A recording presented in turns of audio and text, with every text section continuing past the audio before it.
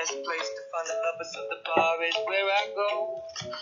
Me and my friends at the table doing shots, tripping fast and then we talk slow. Come over and start up a conversation with just me, and trust me, I'll give it a chance. Now take my hands, and the man on the jukebox, and then we start to dance. And now I'm singing like, girl, you know I want your love. Your love was handmade for somebody like me. Come on now, follow my lead. I'll make you crazy. Olá, sou a professora Rosiane, professora de Estudos Amazônicos. Vamos continuar nossa atividade do segundo bimestre. Hoje nós vamos conversar sobre os capítulos 8 e 9.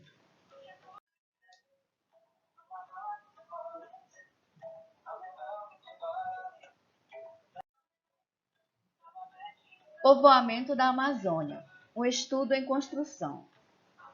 Você já sabe que a presença humana na Amazônia ela é antiga. No entanto, como será que esses grupos humanos chegaram na região? Nós temos várias explicações.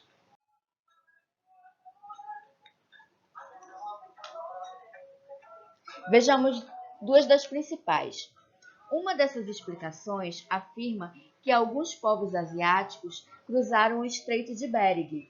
Nós podemos ver aqui no nosso mapa. Essa é a primeira teoria.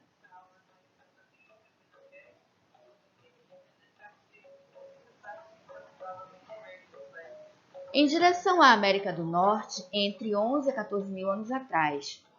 A outra explicação sustenta que grupos humanos, vindos da Polinésia e da Austrália, eles chegam ao continente americano por meio de embarcações. Nós podemos ver aqui algumas pequenas embarcações que ficou conhecido como navegação oceânica, pois eles atravessam o Oceano Pacífico, chegando até a região das Américas.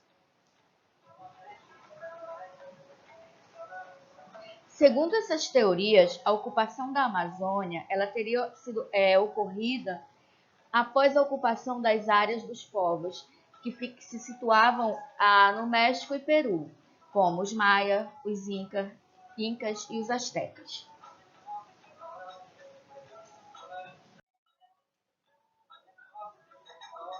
Hoje, sabe-se que os povos indígenas que habitaram o Brasil, pelo mesmo tempo que esses povos que habitavam as outras regiões da América, outros grupos, nós vamos conhecer melhor a chegada desses povos através de pesquisas científicas, como circo-arqueológicos, pinturas rupestres. Isso vai confirmar a presença do humano cerca de 158 mil anos atrás. Além disso, os estudos sobre essas populações indígenas no Brasil, elas mostram que muitos grupos eles eram organizados e desenvolviam algumas habilidades, como a cerâmica, o sistema de construção da casa deles era através de aterros artificiais, onde eles construíam as suas moradias e cemitérios. Eles usavam adornos como forma diferente de identificar as pessoas dos grupos. Pelo que indicam os estudos mais recentes, obedeciam também a um líder. Nós temos aí o trabalho dos arqueólogos. Os arqueólogos eles vêm estudar esses vestígios deixados pelos povos antigos. O trabalho ele é feito com antropólogos e historiadores. Eles buscam uma visão completa de como viviam esses povos. Nós temos aí a imagem de uma pintura rupestre. Era a forma que esses povos tinham de se comunicarem, de procurar deixar registrado a forma que eles viviam nesse período. Nós temos aí o sítio arqueológico.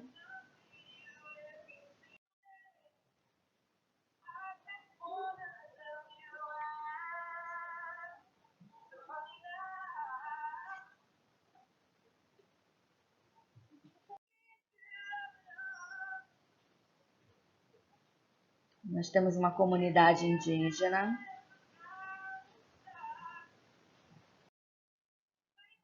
Alguns povos que fizeram parte deste período. Percebemos também que ao longo da história, alguns grupos eles foram dizimados do nosso planeta. Por conta da chegada dos europeus, esses povos ou eles perderam a vida por batalhas, lutando pelas suas terras, ou eles perderam a sua vida por conta de doenças trazidas pelos europeus. Nós temos aí os principais sítios arqueológicos do Brasil. Terra Preta da Amazônia, no Amazonas. Nós temos aí com sítios de Tesas, da Ilha de Marajó, e os megalitos em Calçoene estão trazendo novas luzes em relação à história indígena da floresta tropical. Boqueirão da Pedra Furada, no Piauí, considerado pela Unesco um patrimônio cultural da humanidade. Lapa Vermelha, em Minas Gerais. Foi nesse local que foi descoberto o crânio de Luzia, considerada a primeira brasileira. Santa Helena, no Mato Grosso do Sul, possui datações de 23 mil anos antes do presente. E Sambaqui, no litoral do Rio de Janeiro e Santa Catarina. Seus estudos estão na gênese da arqueologia brasileira.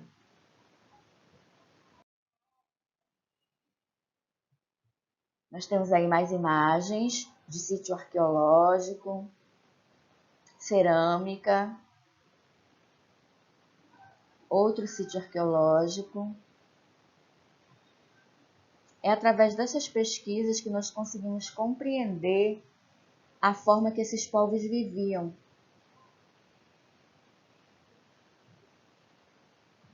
Mais restos de cerâmica.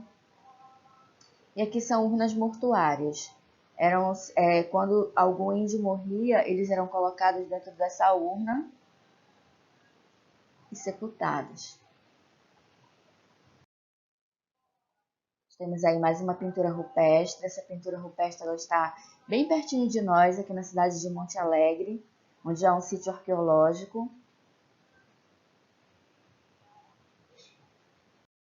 Rastros da ocupação humana. Os sítios arqueológicos, sobretudo os do centro-sul da Amazônia, eles situam-se perto da área rica em terra preta, castanheira, desenhos e valetas escavados no solo. Nós temos aqui um mapa que vai nos mostrar os sítios arqueológicos, que são esses pontinhos pretos. De laranja nós temos os geoglifos, valetas e antigas estradas. Olha, você pode ver destacado bem aqui no nosso mapa. Nós temos também a parte rosa, onde são as castanheiras.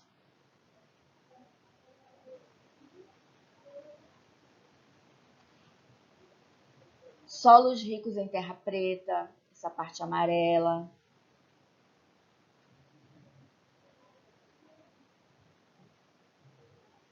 É importante que nós possamos compreender toda essa dinâmica desses povos na nossa região. Lembrando que a chegada deles até aqui, nós temos duas teorias. Ou eles vieram através do Estreito de Bering ou por navegações oceânicas.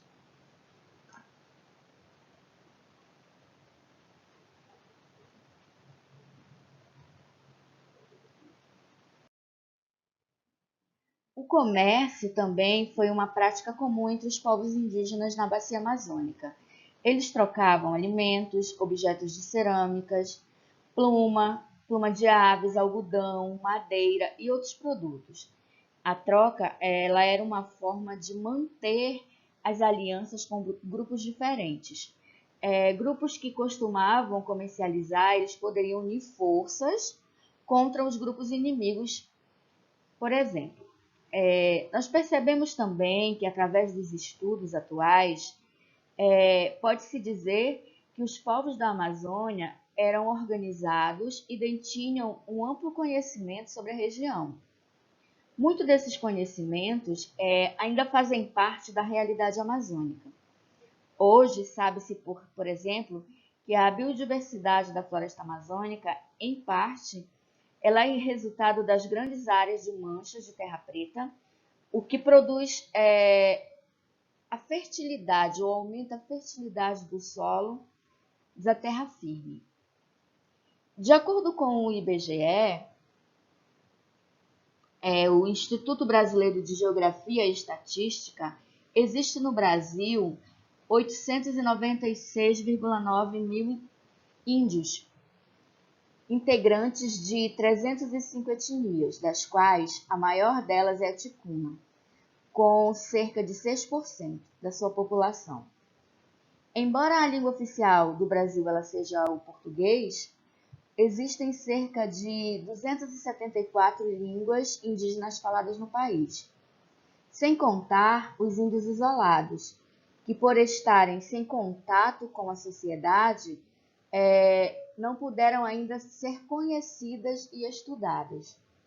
Estima-se também que na época do descobrimento do Brasil havia 1.300 línguas diferentes e cerca de 1.000 delas se perderam por motivos como morte dos índios, em decorrência das epidemias, do extermínio, da escravidão, da falta de condições para sobreviver e a aculturação forçada.